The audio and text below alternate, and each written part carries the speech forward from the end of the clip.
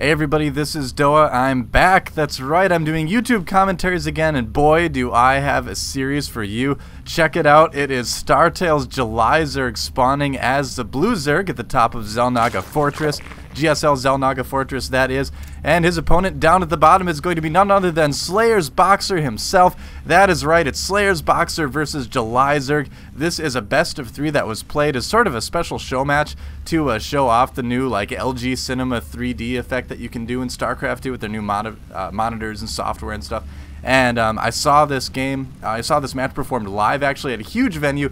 It was amazing. The 3D effect is incredible. I think Boxer's probably talking about it right now. He's saying the 3D looks so good, I'm sure. Although he may be saying something completely different, I have no idea. But anyway, yeah, I'm so psyched I was able to get these replays to cast this for you. Huge thank you for the people in charge of this event to allow me to have these replays to recast them in English for all you great English-speaking fans out there. So huge thanks to them. The people in Korea definitely are starting to take a lot more notice of the foreign scene and wanting to kind of help them out, bring great games to them. So we are going to have a best of 3 between Golden Mouse winner July Zerg, 3-time Golden Mouse winner, I believe, and again, of course, the StarCraft 2 or StarCraft 1 rather, original Bonjour SlayersBoxer. Hasn't been having quite as much success in Slayers or in StarCraft 2 rather, but ideally that will change. He is in Code A this next season, which for me is great because I get to cast his games. I feel like so honored and thrilled about it. But I think Boxer would rather be in Code S, so we wish him well, of course. July Zerg solidly in Code S, making it very far last season. Definitely a force to be reckoned with right now in StarCraft 2. I would say that in this matchup, Boxer is actually the underdog, so we're going to have to see if he can pull through. Now, some of you may already know the results of this best of 3, so if you do, keep them to yourself. Don't spoil them for anybody. I, of course, know because I was there, but I'm going to pretend that I don't to make it exciting. But anyway, we do have SlayersBoxer doing a very SlayersBoxery thing and moving that barracks down to the low ground just to get that first Marine out that much faster. Again, XelNaga Fortress is a 3-player map. You may have seen it a little bit during the GSL Team League that was played a couple weeks ago, but it does have this base here. Then it also does have another base at the 3 o'clock position, and of course Boxer's base down at the 7 o'clock. And it does have a natural that's pretty wide. It's not too bad. It's not quite as wide as something like XelNaga Caverns, but it's still a fairly wide natural. More or less defendable. The big problem for Zerg players comes in when you talk about the 3rd. Despite having a really cool design on the ground, it's actually very hard to defend this 3rd base. A lot of people I've seen have actually been taking this 4th base. As you can see, it's kind of surrounded by these trees or bushes or whatever, so it's a little bit harder for your opponent to scout. They have to go right up to it. So we may see Boxer kind of take one of those for his 3rd base. Looks like he is going to put down a bunker. Oh my gosh, SlayersBoxer starting with bunker aggression. I can't believe it. Actually, I'm just kidding. This is the most normal thing in the world. It's not going to work. Looks like this is more of kind of fake bunker pressure. Just trying to get July Zerg to take some drones off mining for a little bit. Give Boxer a little bit of an economic lead early on in the game. And hopefully my observing isn't too rusty. Honestly, I haven't observed a game for a really long time now. Doing GSL, you have someone observing for you, so it's really easy to just sit there with the microphone and talk about the game. The last time I casted some stuff was the GSL World Championship qualifiers, and for that we had our English observer doing some observing, and yeah, so I didn't even need to touch the computer.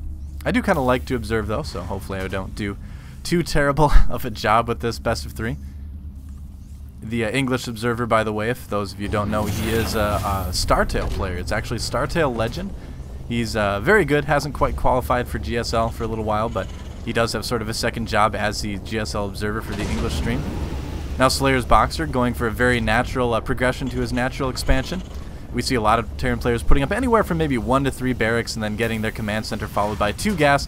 And here's Boxer's first factory on the way. Meanwhile, let's take a look at July's base. Already getting his lair. A pretty quick lair from July Zerg. He knows that he's not going to be under a whole ton of pressure, so he can kind of afford those resources to tech a little bit quicker in the game. Getting his Zergling speed up as well. Getting his 2nd gas. And actually no 3rd gas, so I think we're probably going to see some pretty quick mutas from July. We do have some Zerglings camped out at this kind of spiffy looking XelNaga tower. All the new GSL maps, or a lot of them at least, have these kind of cooler XelNaga towers. July doing a little bit more scouting with those Zerglings, but not really able to get in. Boxer does have a good amount of Marines right now. Let's take a quick look at the income tab. 26 harvesters to the 38 of July Zerg, so July definitely droning pretty hardcore, and that's really what July tends to do quite a lot. He drones very hard early in the game.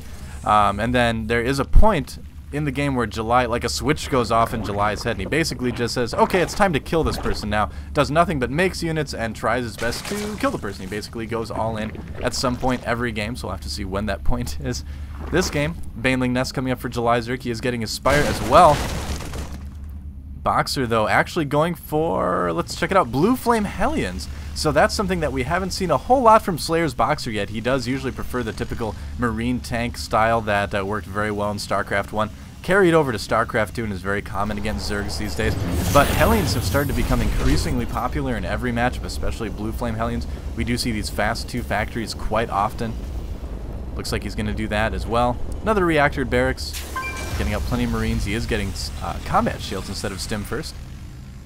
Stim does take a little bit longer to finish, and if you are going to do an early push with Marines, actually combat shields, if you're combining the Marines with another unit, can actually be a little bit more helpful early on than Stim, especially before the medevacs come out. So that's not terribly surprising. Boxer also getting his engineering bay. And where is it? I saw it somewhere. Thought I saw an armory being produced. Am I just not? Oh, there it is. It's kind of hidden. Hidden behind the mineral line. Not hidden from this overseer, though. He does see it. July Zerg, though, has to fend off this early aggression from SlayersBoxer. Blue Flame has finished right now. Marines and Hellions moving up. What does July have to defend right now? He's got some Speedlings, a couple Banelings, Spine Crawler. Scan going down from SlayersBoxer. He is going to want to take a look at taking out those creep tumors, but here comes the Hellions and the Marines. Those Banelings are going to need to be pretty careful. The Hellions can take them out very, very quickly. Boxer moving back right now, microing with his Marines, trying to use the Hellions to take out those Banelings. A lot of Banelings going down on those Hellions, and many of the Marines actually do survive for SlayersBoxer, so not bad. Everything is at very low health right now. Spinecrawler poking one of those Hellions to death, and the Speedlings of July are going to be able to clean this up pretty quickly.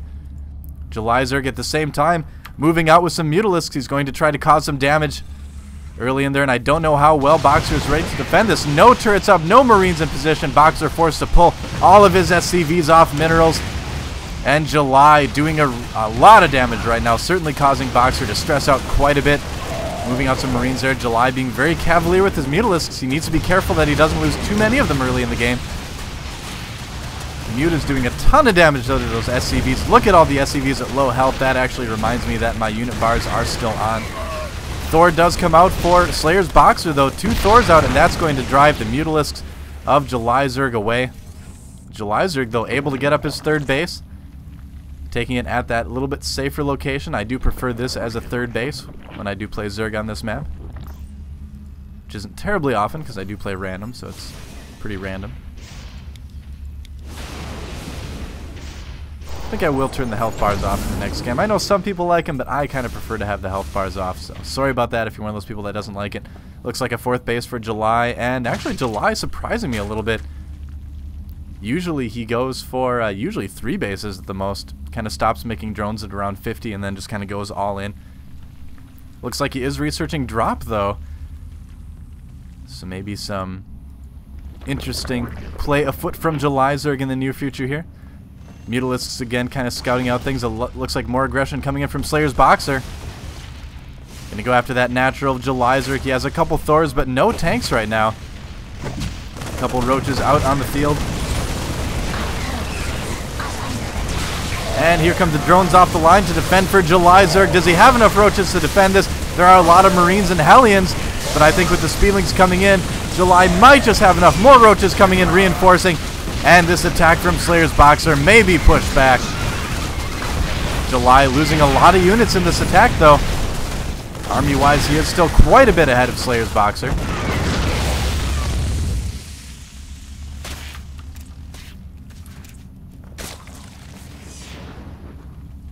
And right now, July Zerg doing a really good job of fending off the attacks from SlayersBoxer.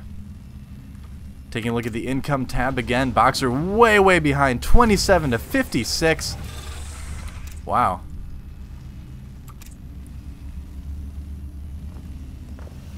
Trying to play around with some of these new observing commands as well. Let's take a look at the APM tab. Ooh, July in the lead with the APM right now. Both players playing pretty high. Boxer, of course, a little bit lower, but then again, Zerg does require a little bit more APM, I would say, than Terran. It's not terribly surprising there. Now on the Korean client, if you press Control W, that hides the bar at the bottom, but it doesn't look like that's working in the English client. I'll figure that out too. My first time really casting a replay, but it looks like here comes Julyzerg. He has a good amount of speedlings and roaches. I think this might be enough to break SlayersBoxer, actually. Only one bunker there. Nope, July pulling back, need to be safe. SlayersBoxer having to pull more SCVs. Whoa, those are some brave SCVs. Chasing. Wow, that is the bravest SCV. Oh, never mind. Bravery has its limits. 1 SCV versus 7 roaches. Not quite a fight that SCV can win, unfortunately. Boxer looking like he wants to drop, but not really finding a place to do it quite yet. Couple tanks out defending. So right now, Boxer in a pretty defensive position, but his main is basically mined out. Hardly has any harvesters. Julyzerg is just so far ahead right now. 142 to 83 supply. It's going to be extremely difficult for Boxer to come in and win this game. Mutalisk moving in right now, but look at all the roaches that are ready for this drop. This drop is going to be cleaned up quite quickly. Roaches and Mutalisks equal a bad day for the drop of SlayersBoxer. Overlord showering these roaches and creep. They're trying to stay hydrated, of course, very important. And here comes some more Mutalisks from Julyzerg. Going after some of these outlying supply depots. This Overlord will be taken out, but Julyzerg is well ahead in supply. It's not going to make any difference at all. And right now, he's just kind of gathering an army up for that death push. It's going to be a little bit tough to break. Excuse me. A little bit tough to break Boxer, though. He does have 6 siege tanks there and a good amount of Marines, but again, his economy just getting so low right now. As you can see, hardly any mining going at the main base. Natural starting to get a little bit lower too. Boxer is going to move out. He needs to make something happen. Scans to try to pick off a couple roaches. Julyzerg may just decide to move in here. The roaches will be able to soak a lot of siege tank damage. Mutalisks coming in as well. And I think this is going to be enough to break Boxer. That's right, down to just half the tanks he had before. So many roaches from Julyzerg. The upgrades are not quite happening yet for him, but it doesn't matter. He's just got the numbers to take it out. As the bunker falls, that's pretty much going to be it. Those SCVs are not going to be able to take out the roaches no matter how hard they try or how sharp their drills may be. And it looks like SlayersBoxer is going to go down 0-1 in this best of 3 to Julyzerg. There's a GG. Julyzerg taking out SlayersBoxer on XelNaga Fortress in Game 1.